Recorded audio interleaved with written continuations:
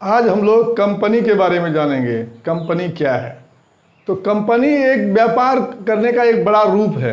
सबसे पहले एक एकाकी व्यवसाय होता है।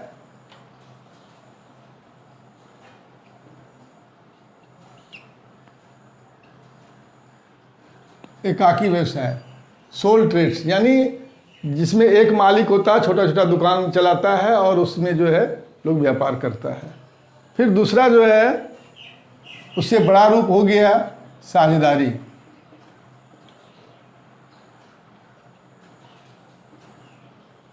और ये तीसरा सबसे बड़ा रूप है ये कंपनी का। तो व्यापार का तीन रूप है। सोल ट्रेड्स यानी एकाकी व्यापार, छोटा सा व्यापार। आप हम लोग सब देखते हैं कि आम जगह पर छोटा छोटा दुकान, ठेला या पान का दुकान, किराना दुकान, ये सब रहता है। तो ये सब एकाकी व्यवसाय के अंतर आता है और वो आदमी जो है अपना व्यापार चलाता है। तो एकाकी व्यापार में जो पूंजी होता है उसी व्यक्ति का होता है जो बिजनेस चलाता है। सारा लाभ हानि ये जो है उसके खुद का होता है। फिर व्यापार को बढ़ाना अगर चाहता है तो वो चाहता है कि कोई पार्टनर रख ले। तो जब वो व्यापार को बढ़ाता है तो किसी साझेदार को आप प्रवेश करवाता है। तो दूसरा हो गया साझेदारी। साझेदारी में दो या दो से अधिक व्यक्ति जब मिलकर बिजनेस करते हैं तो उसे साझेदारी कहते हैं।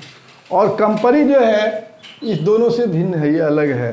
कंपनी एक बड़ा रूप है व्यापार का, जिसमें कई व्यक्तियों का समूह मिलकर और वो व्यापार करते हैं।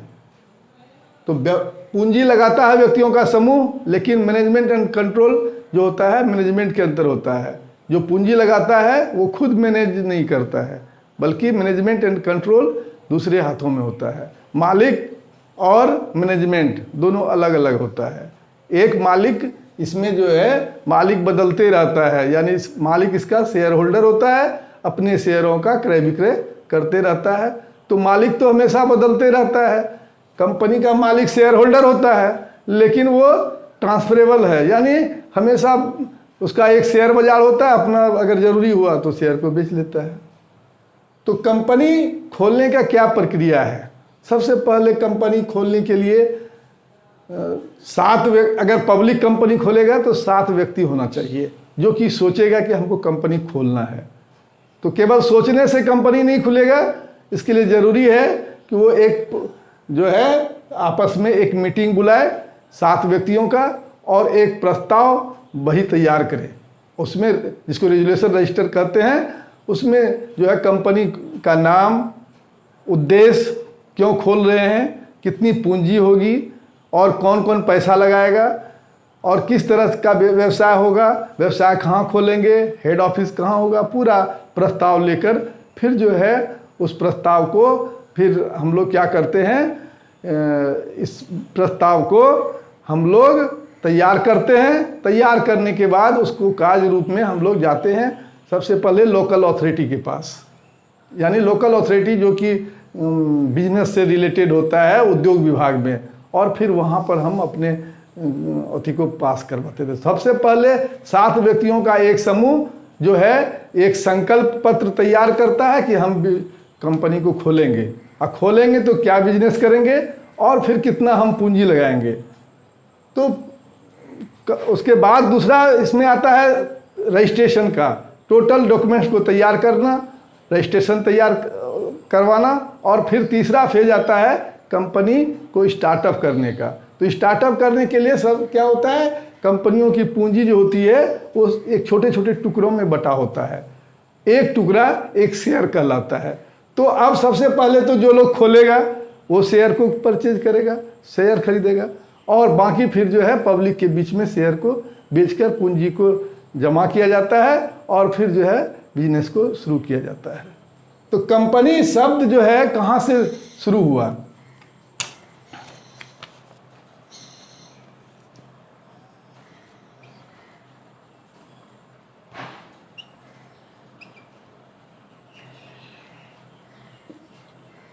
कम और पेनिस मिलकर जो है कंपनी मिला है, ये लैटिन शब्द है।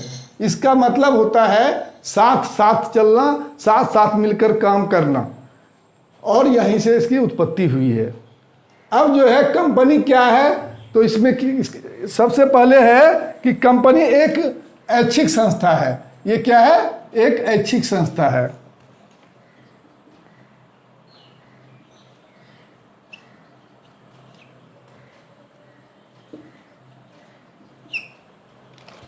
दूसरा है यह एक कृत्रिम व्यक्ति है।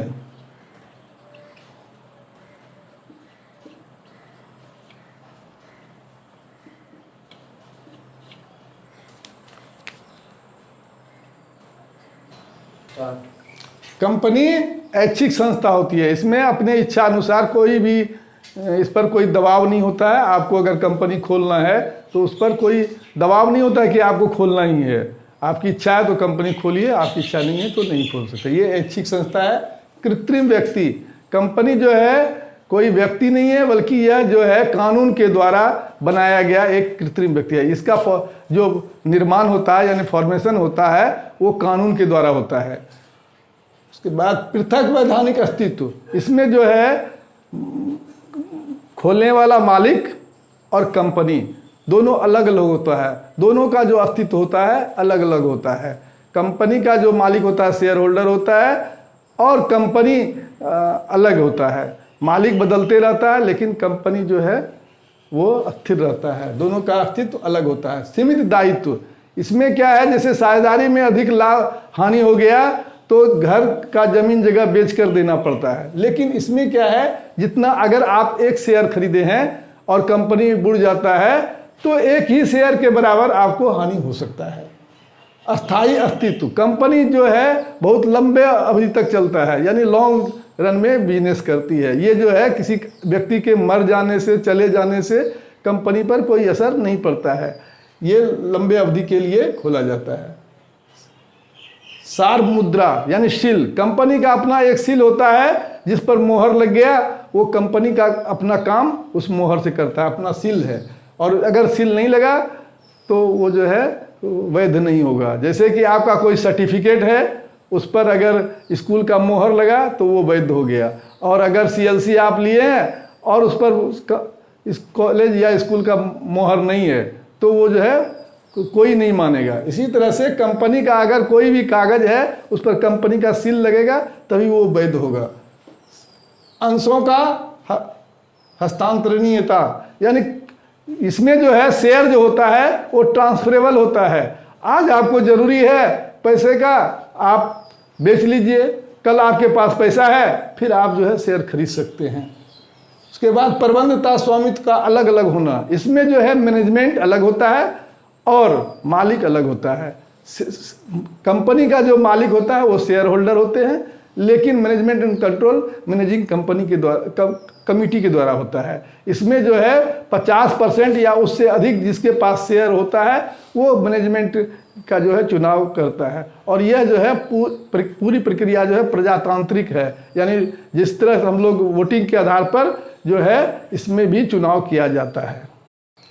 आज हम लोग कंपनी के बारे में जाने, अगले वीडियो में हम लोग कंपनी के टाइप्स यानी प्रकार के बारे में जानेंगे।